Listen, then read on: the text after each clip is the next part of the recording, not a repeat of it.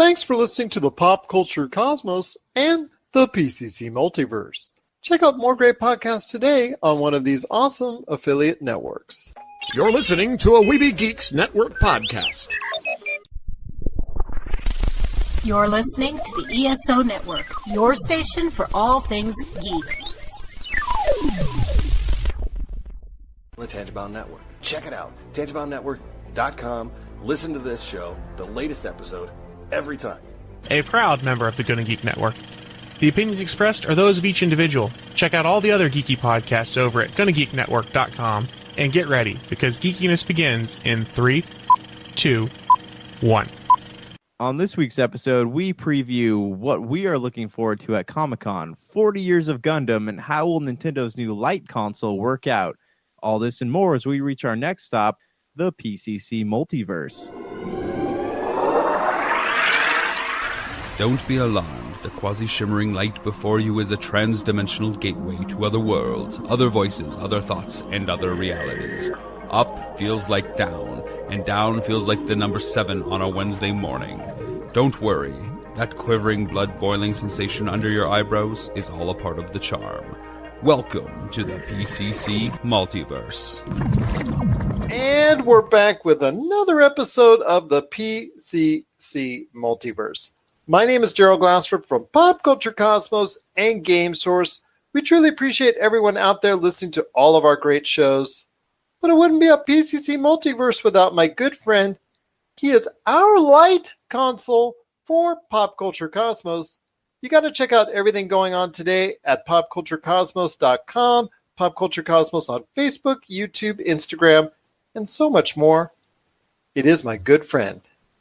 It is Josh Peterson. Nintendo's back with another console on the way to consumers. Yes, I saw that, and what this confirms is something that we've been talking about for a long time, is the fact that the Game Boy or Nintendo 3DS it's gone. No more. Goodbye. Goodbye indeed. But it is going to be a great episode we've got for you today. We're going to talk a little bit more about the Nintendo Lite console, what it does do, what it doesn't do compared to the Switch, its big brother. Also as well, we're going to preview Comic-Con with what we're looking forward to as far as some of the different type of presentations that are going to be there. What pop culture entities are we looking forward to presenting their stuff going on at Comic-Con? We're going to talk about that here in a minute as well. Plus also as well, we've got some great guests coming on to the show in a little bit. It is Mitch Weber and Kathleen Boutwell. You know them as Kitty and Mick. They're the pop culture connoisseurs for a great show that you got to listen to, A Gallon of Gay.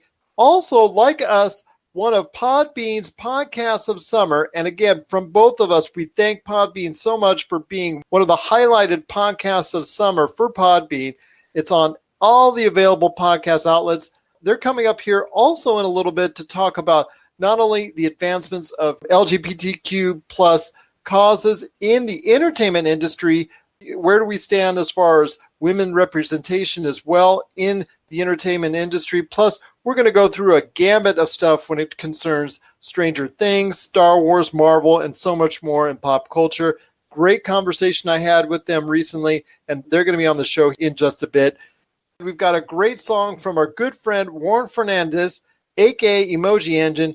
I'm going to tell you how to get his new album coming up on the back end of the show. And you know what? I'm going to play one of his latest hits as well. And Josh, at the back end of the show, wants to go ahead and fill us in on what's going on as far as Gundam is concerned, because they're celebrating 40 years of greatness. And I'll tell you what, we're both looking forward to seeing what Gundam is all about 40 years in later on in the show. But first, my friend, it is Nintendo. They just announced, like we were talking about, a new Lite console that's on the way, $200. So it's only $100 less than the Switch. Here's the skinny, my friend. Okay, here is what's going to be different about this particular console if you're going to get a Switch or a Switch Lite. It cannot connect to a TV, so you can't play up on the TV and connect to it like you can with a Switch. The Switch Lite has a smaller screen and overall size. It's a little bit smaller. The controllers, the Joy-Cons, are permanently attached, so it's all one fixed thing, but it does have improved battery life over the Switch. The traditional D-pad is going to be available on the Switch Lite on the left side. So I ask you, my friend, with all that said and done, it's only $100 less, but it is something that is going to be truly portable as compared to maybe the Switch, which most say is a portable unit for all intents and purposes, but it does have some issues as far as the transportability. It's a little bit larger, yada, yada, yada. But when it comes to the Switch Lite, is this something a lot of people will be interested in as it gets released and as it gets into the wild, especially during the holiday season?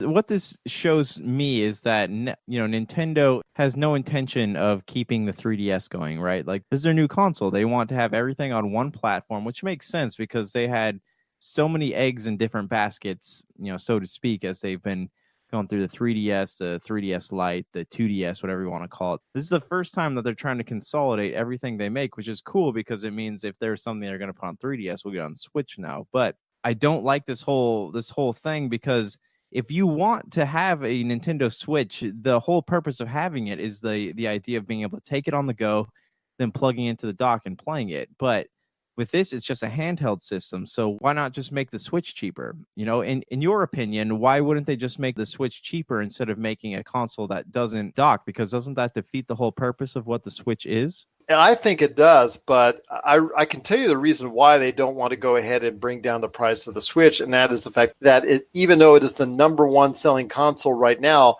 it is not matched up to what Nintendo's numbers have forecasted, and sales are not quite meeting expectations. And so in order to go ahead and keep those profits high enough to satisfy the shareholders, they're going to go ahead and say, you know what? We've got this lighter version at $200, but if you want the full version that can connect to a TV, it has the separated Joy-Cons. If you want to go ahead and disconnect them and get the full experience of the Switch, you got to go ahead and still pay $300 for it. And I think at least one more holiday run at $300 is still in the offering when it comes to Nintendo Switch. That's why the Lite is coming out September 20th at $200 price point. I don't think it's going to go anywhere near over the way the Switch did, but still, it's an offering there. And the price, I know a lot of people have an issue with right now as far as $200 being a little bit too high for this, and the dollar price range is too close between the Switch Lite and the Switch. The feedback on it said basically that they're not truly thrilled with the price point range of what you get for when it comes to the Nintendo Switch Lite. From a consumer perspective, what is the harm in paying an extra $100 and being able to dock it or have the two-player accessibility of games like Overcooked or Mario Kart or something? I think that's what they want you to do. They don't really want you to buy the Lite because that's where they price pointed it at.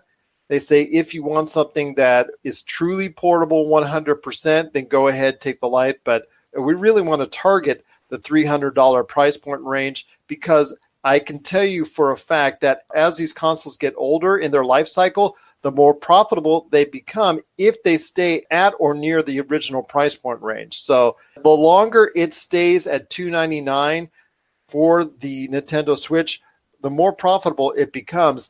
And that could be a big win for a nice holiday season for Nintendo to help recoup some of the short expectations that they've had over the course of the last 12 to 18 months, where the sales for the Nintendo Switch have been strong, but not quite enough to what Nintendo was hoping for. So that to us is our thoughts on the Nintendo Switch Lite. If you have any questions or you have opinions on the Nintendo Switch Lite, is it too expensive? Is it at the right price? Are you still motivated to buy or tell people that the Nintendo Switch itself, that $300 is a better value than what the Nintendo Switch Lite is offering because it doesn't have the full featured experience of Nintendo Switch? Or do you think the Nintendo Switch Lite is a good value at $200 and you think it is going to be something that's going to sell well over the holidays? We'd love to hear your thoughts. popculturecosmos@yahoo.com. Also as well, Pop Culture Cosmos, Humanica Media, and Game Source on Facebook, Twitter, and Instagram as well. Well, my friend, Comic-Con, it's around the corner. I'm so excited to hear more great news coming from the event. I still wish we were there. But hopefully next year, maybe next year, we'll see. But still, my friend, San Diego Comic-Con is looking good with a lot of great entities from the pop culture realm heading over there DC, Marvel, Star Wars, Star Trek, TV shows, video games, films, movies, sci-fi, comic books, the whole 9 yards is heading over to San Diego next week. So I ask you, my friend, are you excited for Comic-Con, and what part of Comic-Con are you looking forward to the most? This might sound, I mean, okay, so two things, really. I was thinking about this today. One, I'm looking forward to Kevin Smith premiering the trailer of the new Jay and Silent Bob movie. And then two, I'm interested in seeing what DC has up its sleeve in terms of things that they're going to be announcing. Don't really care about Marvel that much. I know rumors are they're going to be announcing, Doctor Strange 2, Black Panther 2, The Eternals, Guardians of the Galaxy 3. I know there's a couple others in there too, but well, hopefully they will have release dates and a release schedule for at least the next foreseeable 2, 3, 4 years down the line of movies. Yeah. That's what I'm looking forward to the most. Did you get a chance to see what Star Wars is offering as far as not only all the panels that they're doing there, and boy, they're doing a ton of panels relating to everything within the Star Wars universe, but did you get a chance to see the Sith troopers that have been released and publicized in advance of Star Wars' presence at Comic-Con with the Sith troopers in just a total dark, blood red type deal? I saw some headlines about that today. Haven't really gotten a chance to dig into it, but these are new, never before seen troopers, right? They're talking about Sith. So I'm hoping that doesn't get into spoiler territory about what's coming up in the new movie, but Sith makes you wonder, they haven't really referenced the Sith in the newer Star Wars movies, at least not often. So, it makes you wonder what's going on behind the curtain there a little bit. Exactly. But still, it reminds me a lot when it comes to the Sith troopers of the Crimson Guard would probably be to me the best, because it has that type of deep red type color when you look at them.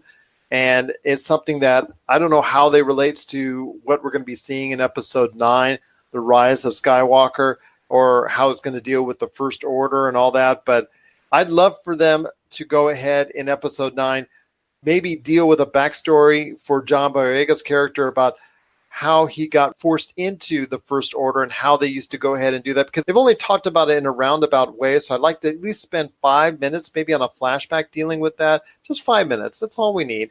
But maybe those Sith troopers would have something to do with that, or maybe they're just going to go ahead and commissioned by the dark side to go ahead and seek out the resistance and try to go ahead and finish off Rey and everybody else that's associated with the resistance there. So I'm hoping for some good things, and I'm hoping for a great presence when it comes to the Sith troopers.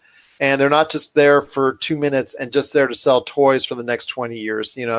Just, okay, they were in this episode 9 for 2 minutes. Of course, we're going to go ahead and honor them by having them be available in Kenner sets for the next 10 to 15 years.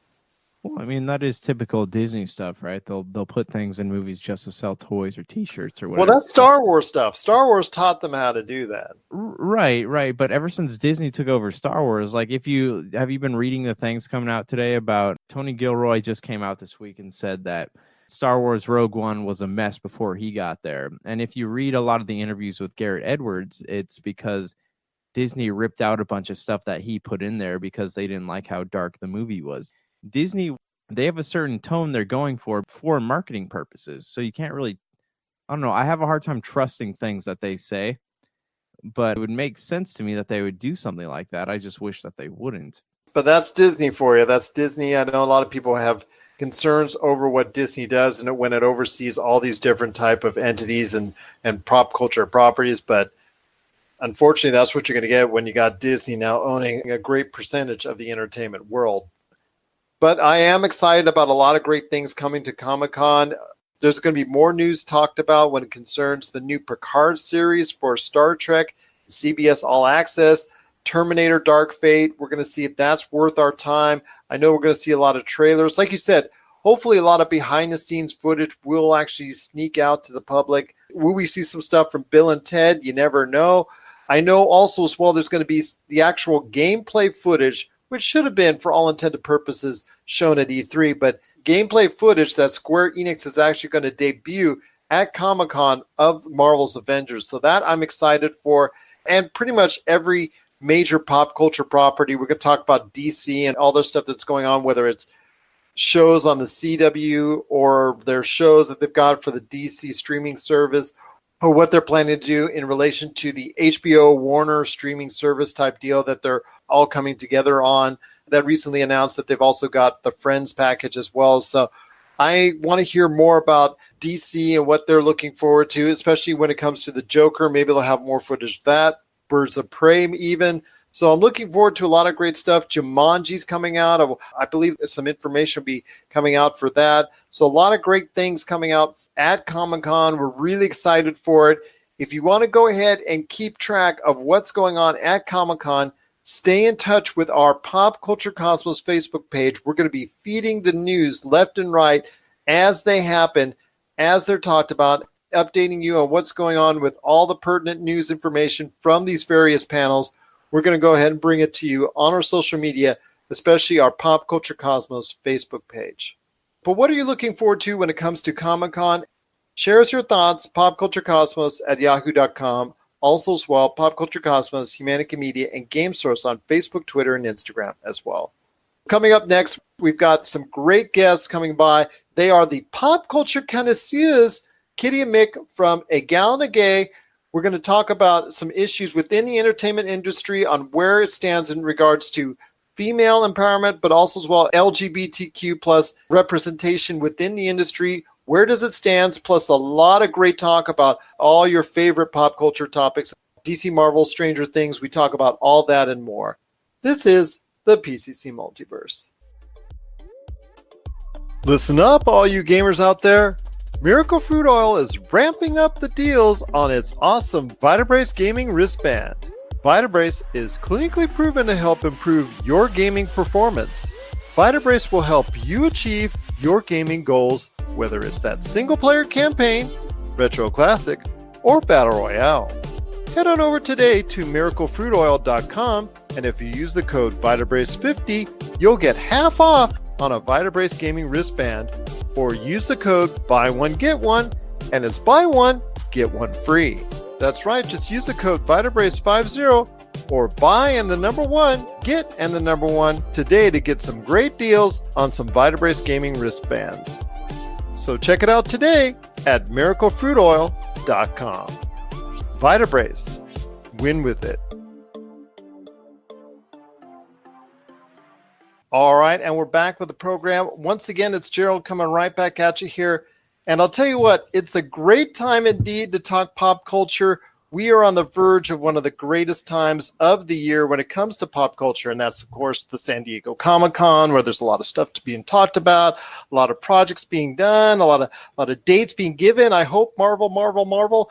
So let's hope down the line there's going to be a lot to talk about when it comes to later this month, when it comes to the Comic-Con, of course. But pop culture is a hot topic. And I wanted to hear another side of the pop culture and entertainment spectrum. I wanted to hear about things that are going on within the entertainment industry that are good, but where do they need to go from here? Plus a lot of other great topics as well. And who better to talk to me than two people I've been trying to get in contact with. We've been going back and forth on a date, and we finally locked it down here. Yes, it was a great honor, and thank you to Podbean for selecting our show as far as for one of the podcasts this summer. But along with that show is another awesome show that you got to check out. It's available everywhere you get your podcasts. It's A Gal and a Gay, the pop culture connoisseurs. And I'll tell you what, whenever I say that, I feel like we should be out on a yacht, like drinking champagne, talking about, I think Chris Evans should come back as Captain America. Having some sort of like laugh. Well, there's like some yacht rock from Sirius XM coming, like blaring on the radio or something. But they've got two great guests here. They've been so gracious to come on the show. It's Mitch Weber and Kathleen Boutwell. You know them as Kitty and Mick. You know what, you two, is just so great to have you as part of the program. Well, thank you for having us. We're really excited to be here. And congratulations to yourself for making the big list that Podbean sent out, our podcasting platform. And it's pretty cool that we made the list for the summer. Yeah. Absolutely. It's a great honor indeed. And again, from all of us on both your shows and ours, we want to give a big thanks to Podbean. And your check is in the mail. But we won't go. No, I'm kidding, of course. But it is a great time to talk pop culture. Like I said, San Diego Comic-Con is around the corner. A lot of people are gearing up either their cosplay costumes or their money to buy all the paraphernalia that you can get there, or are ready to get into the lines as far as for which hall or whichever seminar or which symposium that they're going to go ahead to, as far as here from whatever pop culture avenue that they like to talk about. But before we get into all that good stuff as far as Marvel, DC, Star Wars, or whatever you want to talk about, I want to hear your thoughts as far as where the entertainment industry stands, because your show, A Gal in the Gate, digs into not only some great pop culture topics, but it talks a little bit about the entertainment industry as a whole. I spoke to Dr. Matahagas Burge recently about the trends for the LGBTQ plus community in relation to the video games industry recently. But for women and every other type of ethnic, sexual, religious background, there needs to be more to be done. But I want to hear from your thoughts, and I'll start with you, Mick, your thoughts on where the entertainment industry needs to go from here to make it exactly the kind of thing we can truly be proud of. Well, I think just recently, I would say just in this last year, I think we have seen quite a turn into more queer representation on TV. And Kitty can talk about the representation of the women. I know Big Little Lies is one of the examples that we've talked about before, but on the queer representation side, I think Schitt's Creek is probably one of the best representations, because I don't know if you've watched Schitt's Creek, but it was created by Eugene and Dan Levy. And I just want to make sure to our radio affiliates out there, that's SCHITT. So you can't say that on the air. Right. Great clarification there. But Eugene Levy, obviously, he's a comedic genius. He's been around for decades. His son created the show, and it started in Canada. And Dan Levy plays David, and David is a pansexual. And I think what's brilliant about this show, and he created the show without any homophobia. The series exists in a world of tolerance and acceptance, and he got a little backlash at the beginning about it, because people were like, oh, it's not realistic. But that wasn't the point. He said, this is the world we need to be living in. I don't need to bring this up. Everyone knows how people like that are discriminated against, and how we are discriminated against. And the show is so groundbreaking, I think, in that, because a lot of times when you do see minority or queer representation in entertainment, their lives are in danger because they have come out to their family and friends, things like that. So this is in a world where he takes that out, and you don't have to worry about that part of storytelling, and you can be more creative. And I think this show is, now entering its sixth and final season. I think what we're going to see is this is that game changer, groundbreaking for the queer representation, that I think other shows will start to take the lead and do things a little bit differently and tell stories differently than we're used to seeing. I agree with you. Hopefully we can get a broader spectrum of that, so these stories and narratives can be told in its entirety without any type of shortcomings and without any type of hindrance by the networks. And I think this, one thing that the streaming networks have done is they give that type of outlet that if you cannot get your story told on a broadcast format, that these streaming outlets and these cable outlets are beginning to go ahead and push those boundaries and make it more acceptable, and not only go ahead and make it more appealing to a wider audience. Yeah, I would agree. Absolutely. And we saw the great things that Marvel already has done already. I want to point them out as far as some great things that they did. Obviously, Avengers Endgame.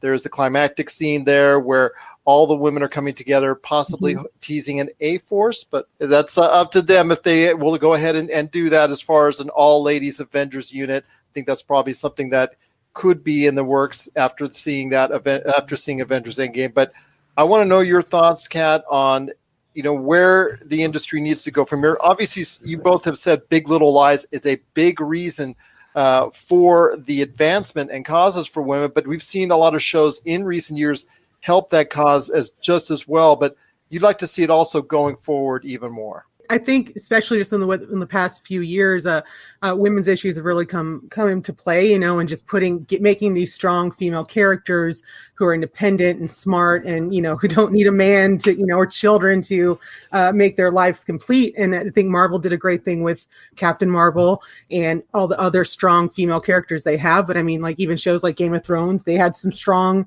female characters. Stranger Things, I mean, even newest season, they kind of address some of those, teaching 11 that you don't need to be, you are your own person. You don't have to rely on your boyfriend or your father to tell you, stuff like that. And even addressing, there's a little subplot with Nancy and her job in this male-run newsroom. So just even addressing things like that and showing people the reality of what women do face every day. And anything in the industry as a whole, I think there's been more focus on, female writers and female directors. I mean, you have Patty Jenkins with Wonder Woman. I mean, huge movie. And then We're waiting for Wonder Woman 84. Right. If it ever comes out. I know. Yeah, but then you have shows like Big Little Lies that is all women, great female characters produced by women, involved in all that sort of thing. So yeah, I think they're making great strides, but I think there still is more to do. I mean, you need more female directors, definitely. And I think, and they are starting to address the wage difference in certain actors and actresses. So, I think they've made a lot of great strides, but I still think there's some writing tropes that need to be done with, like, I know this came up a lot with Game of Thrones, but like rape is always being kind of a thing that happens to female characters and makes them stronger. And it's kind of a trope at this point. It's another one of those things that they just need to keep working on it, I think, but they've come a long way. Absolutely. In fact, you saw, I'm sure you got caught wind of Forbes' recent list of the top earners out there, and topping the list, I believe, is Taylor Swift, and there's several other ladies that are very prominent on that list. I wish I was, but if there were other ladies on that list, hopefully the bar becomes a lot better. Obviously, the success of the U.S. women's soccer team and promoting that out there, that hopefully will get the word out as far as equal pay and things of that nature as well. But I want to talk to you guys as far as what you're looking forward to as well on the back end of 2019 and going forward, because, as of now, we're kind of in a lull after Spider-Man Far From Home when it comes to superhero, the Marvel type deal. We're not going to be seeing anything for a little while unless Marvel drops something on us here at the Comic-Con. So on pins and needles for that. But what are you looking forward to as far as for the rest of this year when it comes to entertainment, whether it's on the TV, music, movie, any type of format you want to talk about? What type of things are you looking forward to the rest of this year in pop culture? Start with you, Mick. Well, you are wearing a T-shirt that says Star Wars on it, and I couldn't help but notice because I'm a huge Star Wars fan. And, there's been not too much released publicly from Disney about the next final chapter in the Skywalker saga. I think that will be what really caps off the end of this year, and what's going to happen with Star Wars after episode 9, kind of like what you're talking about with Marvel. I mean, hopefully Comic-Con, I think their Hall H session is going to be 90 minutes. So I have a feeling that we're going to finally hear about this Black Widow movie that we all know is shooting. And, I think it's this movie, with Black Widow at the forefront. I think this one is long overdue, and I'm not really sure why we're getting it after the character's fate was revealed in Endgame. So I think Marvel has some surprises up its sleeve. And, I think that's one thing that we can look forward to next year. Another movie I just saw the trailer for this week, you guys might have seen this, is the new Maleficent movie. Oh, I haven't seen the trailer yet. But with definitely. Angelina Jolie and Michelle Pfeiffer going at it. And, I mean, I love Michelle and both of them. Yeah. But it looks really good, and that comes out, I think, in October, if I'm not mistaken. I think you're correct on that. Also, the Mulan movie finally got a trailer as well, coming out early next year. Thought that was really, really good, and really got a lot of people interested in that movie as well. A lot of people are saying the world is now owned by Disney. They can't be far off, because at least the entertainment world is.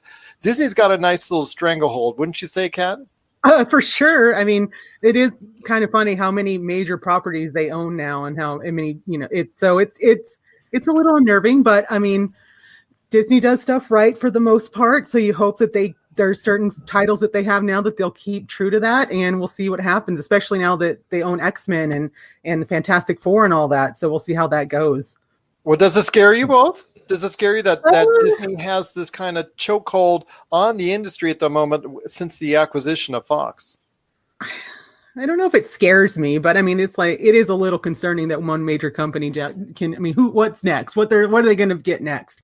They pretty much have everything now. And yeah, it is. I think it's a little nerve-wracking, especially for entertainment, because they are now controlling the message that people will be receiving in different forms of entertainment. So if they, as a company, want to limit representation from women or queer representation, they can do that. Or whatever else. I mean, any kind of a group that can be taken out of entertainment, I think that's dangerous. You're listening to the Pop Culture Cosmos. Don't touch that dial. Wait, do people still use dials?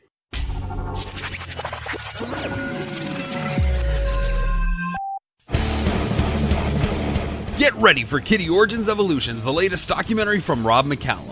Thrusted into heavy metal stardom as teenagers with their debut release, Kitty has thrashed and conquered the heavy metal world for the past 20 years. Kitty has defied industry norms, fought back against women in rock stereotypes, and inspired generations since they appeared. And now, for the first time, they've decided to share their untold story. Generously peppered with archival footage shot by the band, this film gives you an honest and brutal look at what it takes to survive in the music industry. Order the DVD, Blu-ray, and live CD triple pack that features recordings from throughout their 20-year illustrious history from RobMcCallumFilms.com. RobMcCallumFilms.com, your place for awesome stories about awesome people and films worth watching.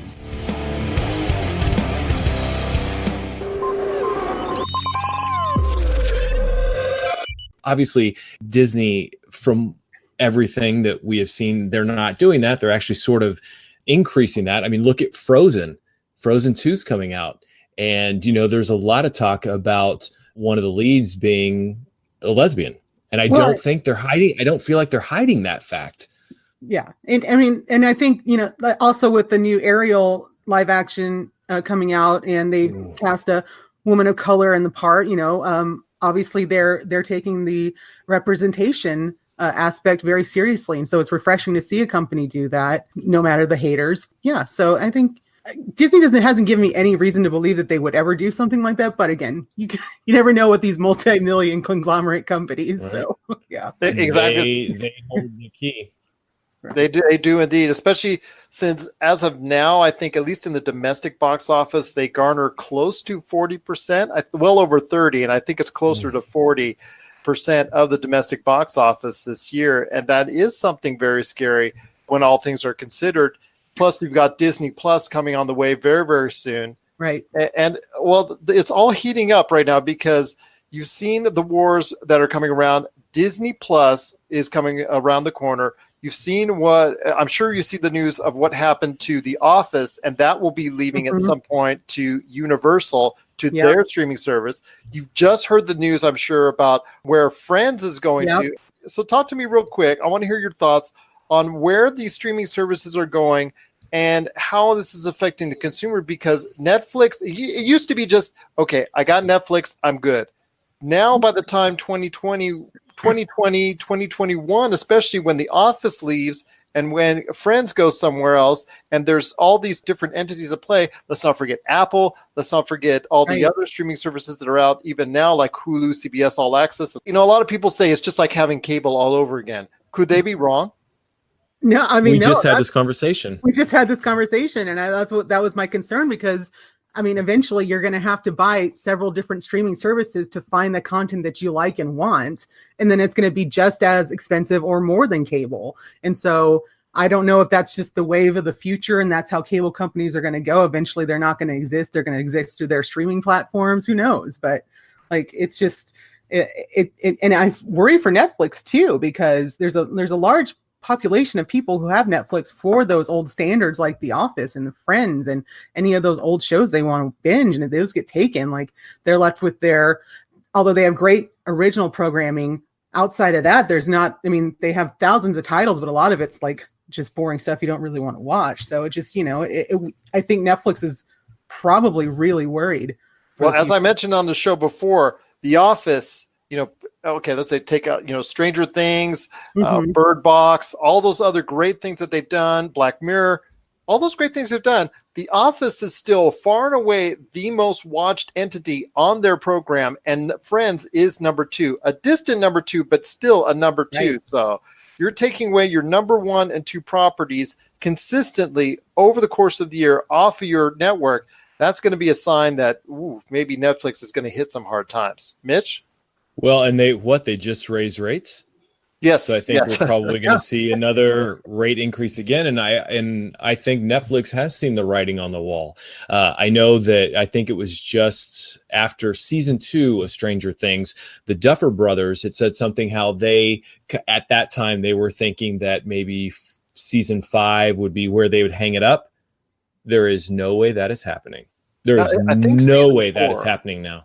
Yeah, Well, I don't see that happening now, especially if they're losing The Office, all these things. Right. Stranger Things will be the show that they are going to have to hold on to or do some kind of spin-off or something. I mean, the numbers that Netflix released this past week from the season 3, those numbers, network TV can't even get those numbers. Right. Yeah. Exactly. And I heard season 4 might be their last, but you're right. Back up the Brinks truck, as Isaiah Thomas, when he was with the Celtics, was saying one time. Back up the Brinks truck because it is time to pay the Duffer Brothers. And you're right. But creatively, you worry about where the narrative is going to go because you have a hot property like that. It reminds me a lot of The Walking Dead when it reached highs earlier this decade of 15, 17 million plus watching per episode. And unfortunately, it's nowhere near that because creatively and narratively, you've just run out of steam. And Stranger Things, I just watched season 3 myself and thought it was probably the best season yet. Agreed. And, where can it go from here? And you're worried about where it can go from here because of the fact that you're right. If the Duffer Brothers had said, okay, we're going to map this out to this point. And now, we got to cash in, so we now have to go ahead and elongate it to this point. That's where you get in trouble as a property, as an entity on television and film. It's like, okay, you maybe just been grabbing for the cash too much, and narratively, it really goes downhill from there. But you're right. Netflix has a lot of thinking to do about what it's going to do short and long term once those major tent poles for them leaves. And I'll tell you what, it's going to be some interesting things. But you're right. Everybody's getting concerned out there that it is becoming like cable and that they'll have to spend $8 here, $10 here, $12 here, $8 here, $7 here, $5 here for all these different entities. And you're right. It goes back to cable. Cable's just going to say, hey, come back to us once. Right. Exactly. And I mean, maybe eventually some company will bundle all these streaming services and $40 a month, you get Netflix and Hulu and all. And then it's, again, just like cable. So it's like people cut the cord for the streaming services and now they're going to be forced to basically do the same thing, which is just, it just disappoints me. Exactly. It's funny because when I was a TV reporter back in 2007, I still remember doing this story and I talked to a cable company and I talked to people that wanted the a la carte services. And this cable company spokesperson is like, look, we're going down this path, but let me tell you how it's going to end. And it's going to end with you paying more because all of these different networks at the time, and there wasn't streaming at that time, but they were just saying if ESPN has their own and, all this stuff, they're like, you're going to end up paying more. And so, and I think that kind of now 12 years later, we are in the midst of it right now. Right. And it's very prophetic indeed. That individual that you interviewed was just looking forward into the big picture, into the crystal ball, and they definitely saw that. And maybe it will circle back around into us going ahead back into cable and satellite TV once again. We don't know. But like you say, there's also could be a service that starts up that groups and bundles all this together. But then again, in all essence, that would make it cable once again. Right. So. Exactly. Oh my gosh. Yeah. Oh gosh, indeed. So I wanted to go back to Stranger Things real quick. I think one of the best things about Stranger Things is how original it is. And I think just by the numbers that Netflix released, I think people are thirsty for something that's original. It's not people love superheroes. We all do. It's not superheroes. It's not something that's being redone. Obviously, it's taking you back to the 80s, and you sort of feel, you kind of feel when you're watching it that this show was something that was lost in the 80s that we're just now discovering, but it's something original. And I hope that industry leaders see this and say, look, we need to give more of these independent producers and filmmakers like the Duffer Brothers, we need to give them a chance, because all this other stuff is running out of steam. And if you're fighting with all these different services, you need to make sure you land on a platform, and a platform that's going to let you have creative control as much as possible. As long as they're not thirsty for new Coke. That's all I say. Yeah, I think it's available right now because of Stranger Things. It is. They have a website that you can buy it for $20. I lived through New Coke. I had New Coke at that period of time. And that's the only one deviance from the actual great season of Stranger Things, was their constant reminders of New Coke and how wonderful, quote unquote, it tasted. No, it did not taste good at all. And there was a reason why, as I looked it up the other day, that it went out in 79 days. So, this is just saying there. But yes, outside of that, there was a great season of Stranger Things, and looking forward to actually, like I said, more seasons. And like you said, even more than that, if they back up the Brinks truck at Netflix, which they might have to. They might have to indeed. Once again, I'm on with two great and outstanding podcasters with me.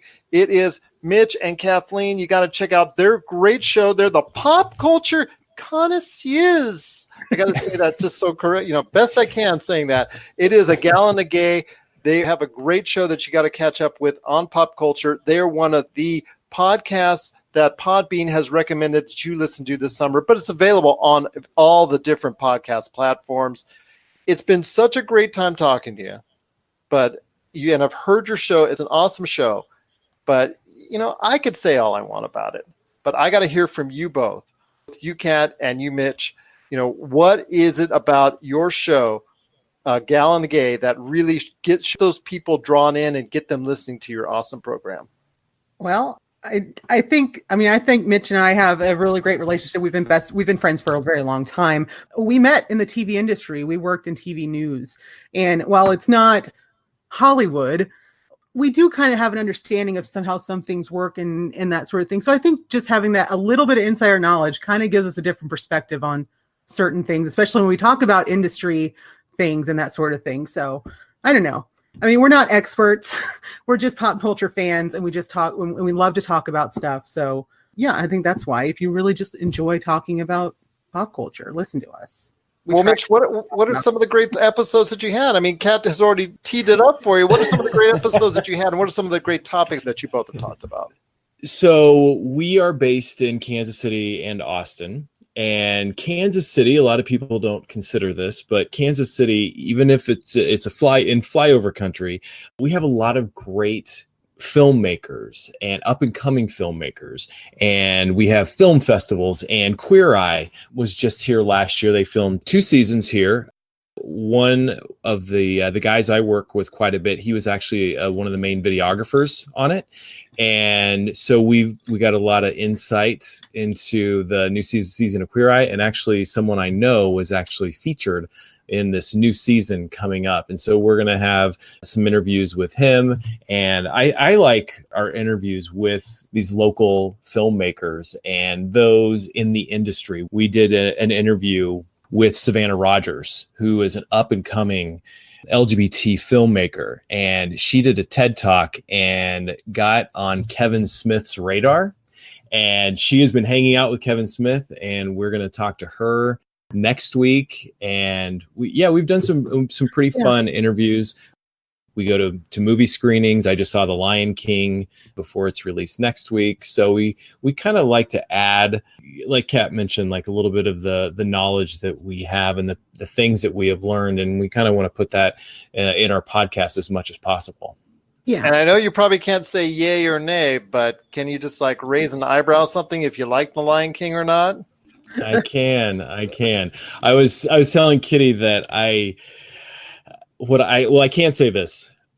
I didn't want to sit through another death of Mufasa, but I can say it was worth it.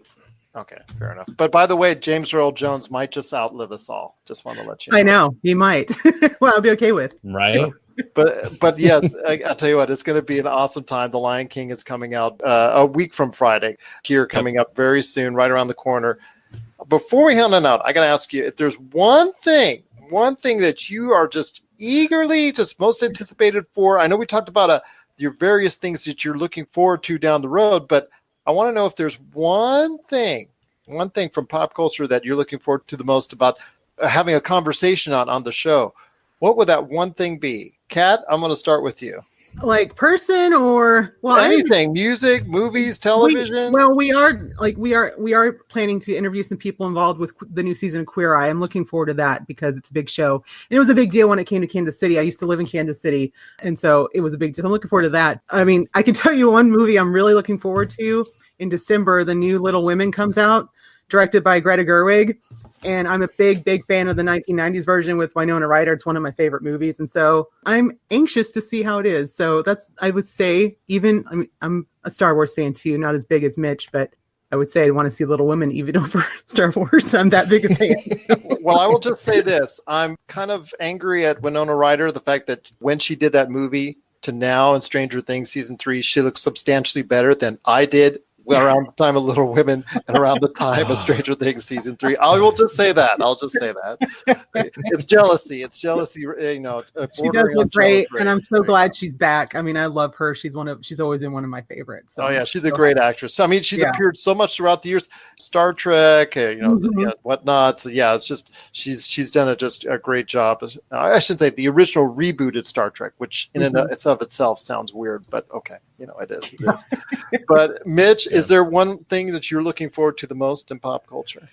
Well, obviously, we talked about Star Wars at the beginning, but I'm also looking forward to the final season of Schitt's Creek. So I'm bringing this full circle as well. I know they just finished filming, and I don't know if I should say this on here, but I am stalking Dan Levy right now for an interview. So, and they're not going to be at Comic-Con. I was at Comic-Con last year and by myself, and I did not take. Kitty wasn't able to go, and it was rough running to all the different sessions and doing the interviews and stuff like that. But this summer should be exciting, and I think Marvel is going to drop some pretty big bombshells, I believe. I think so too. Because we don't know what movies are coming out. Right. I think we're going to learn a lot. That's one thing I'm looking forward to. Yeah. Yeah. Their release date schedule, it's been hinted upon that it will be released as far as at least the foreseeable future when it comes to the Marvel Cinematic Universe, as far as what time frames it'll say, summer 2020, winter 2021, or fall 2020. It'll tell you, give you an idea of what projects are on the way, like Guardians of the Galaxy Volume 3 or whatnot. I'm hoping an A-Force will also be there because I thought that got a lot of great reception. Again, like I said earlier, during Avengers Endgame, that type of possible type deal coming together at some point in time. But the next Avengers movies, so many other stuff that's coming out from Disney, from Universal, from all the other great entities out there. There's just so much to talk about when it comes to pop culture. And I'm just so blessed that there is. I wonder if they're going to say anything about the New Mutants movie that's been pushed back, and I would really like to see that.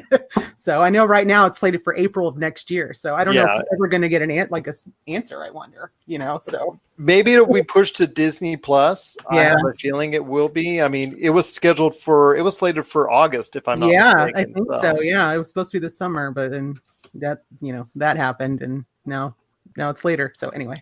Yeah, I think that they've taken a sign from what happened with the latest X-Men movie and the tepid returns that from it, being that it was a lame duck production. And I think from there that they're going to go ahead and say, you know what, I think we need to make a better fiscal decision. And I think as a bonus early on for the Disney Plus users out there, that might be something that might get a better reception.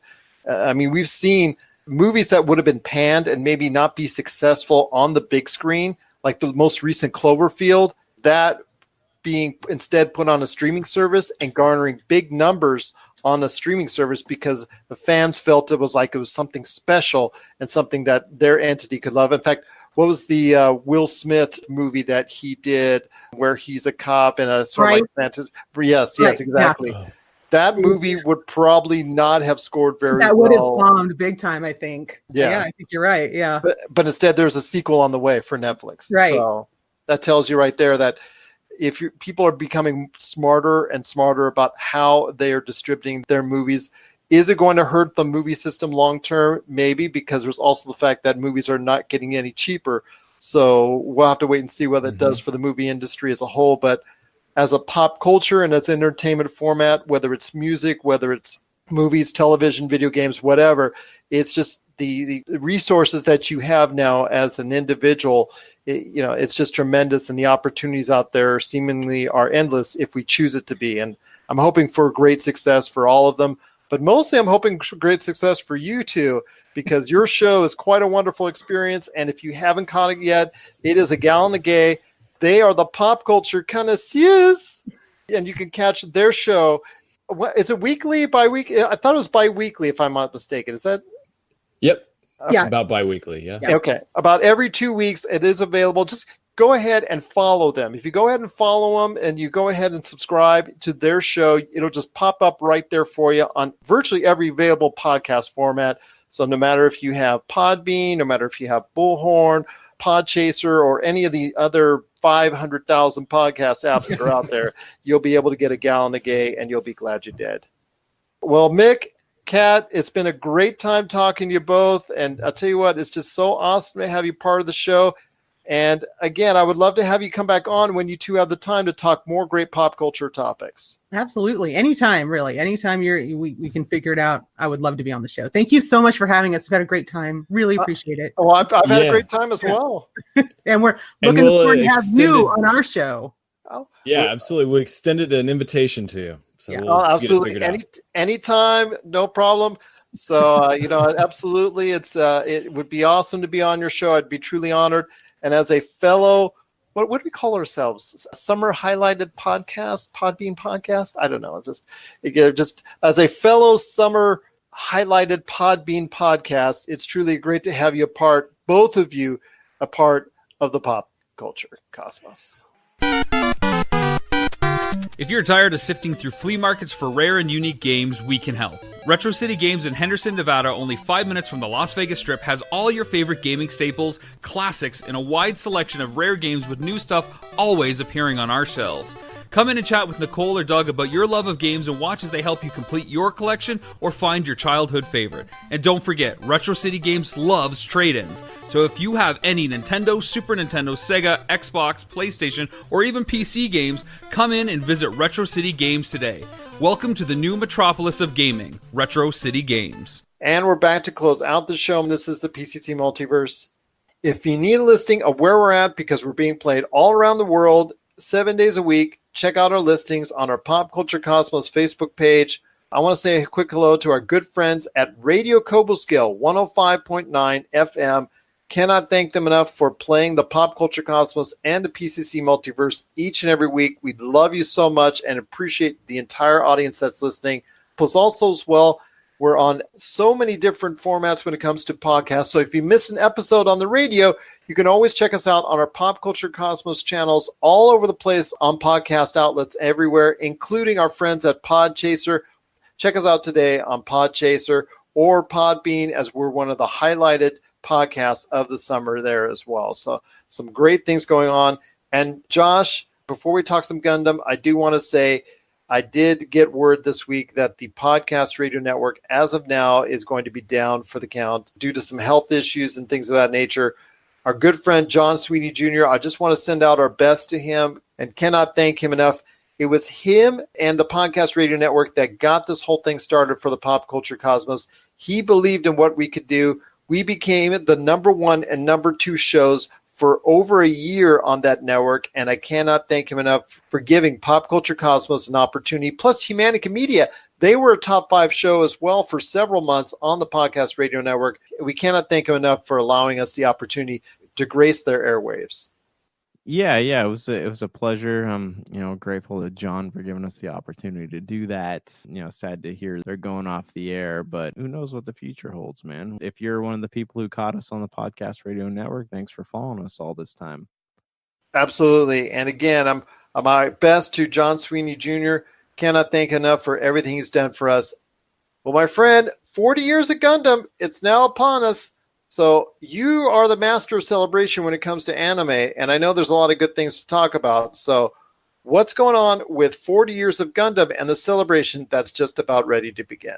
Just a lot of announcements they made. They popped out a little trailer here. One talking about the Gundam live action movie, which we discussed last year, I think, right? When they're teaming up with Warner Brothers and Legendary Pictures to bring the Gundam live action film to life. Who knows? It'd just be cool to see that translated to the big screen. And they announced the Mobile Suit Gundam Iron-Blooded Orphans, which was, I don't know if you got a chance to catch that one. That's probably one of the better Gundam shows in the past 10 years. They're doing a sequel to their second season of that. It's a spinoff, I guess, called Urder Hunt. It's a Black Mirror show on Netflix. Bandersnatch. Yeah. Yes, Bandersnatch, exactly. So that, and a whole type of deal where you had to go ahead with the different pathways.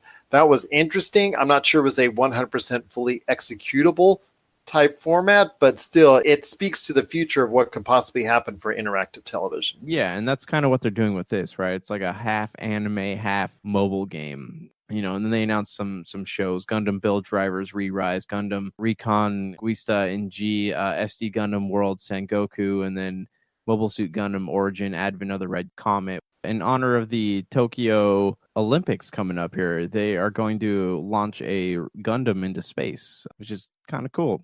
If you're looking for a good spot to jump on Gundam, the Mobile Suit Gundam series are probably the best, because that's the UC timeline. We talked about Gundam Unicorn, right? This takes place on the Universal Century timeline, which is the longest running Gundam timeline currently active. And then everything else is kind of like spin-off universes: Gundam Wing, Mobile Suit G Gundam, Iron-Blooded Orphans, things like that. So if you're looking for a good place to jump on the Gundam timeline, definitely check it out. I look forward to some great things over the course of the next 40 years when it comes to Mobile Suit Gundam. If you out there want some more information, or you have some thoughts on the Gundam universe as it celebrates its 40th anniversary, share it with us. popculturecosmos@yahoo.com. Well, my friend, before we share some final thoughts on the weekend, we have a great song from our good friend Warren Fernandez, aka Emoji Engine. This is Presence, and this is the PCC Multiverse.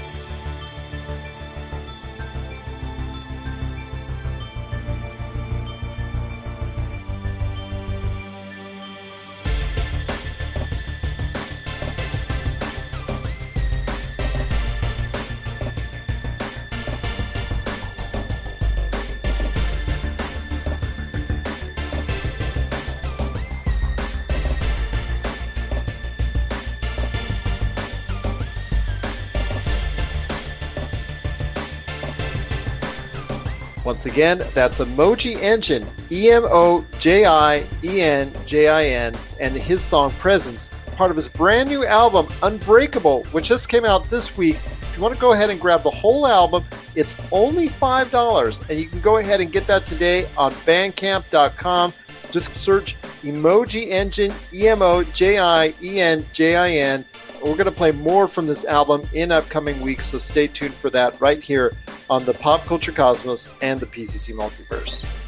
Well, my friend, it's been a great episode. I want to thank Kitty and Mick, the pop culture connoisseurs of the Gal and the Gay Show, for stopping by. I can't wait to bring them back on again later on this year, where we talk more great pop culture subjects.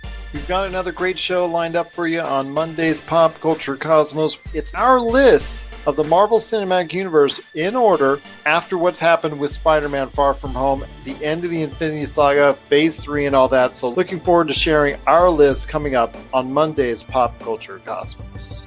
Any last thoughts on the way out? Gundam, man. Just think about it. Launching that Gundam into space. One day, your kids could be future Gundam pilots. Just consider it. Consider how cool that would be. I would love to see that.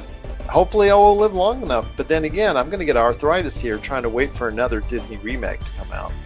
So for Josh Peterson, this is Gerald Glassford. It's another beautiful day in paradise right here in the PCC Multiverse. We thank you for listening. And here's hoping you have yourself a great day.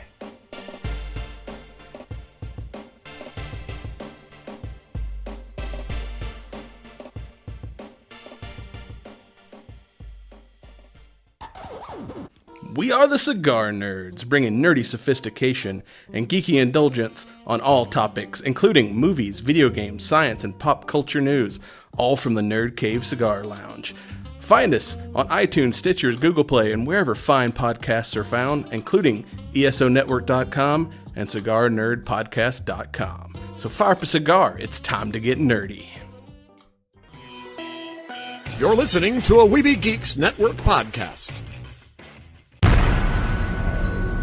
This has been a broadcast of the ESO Network.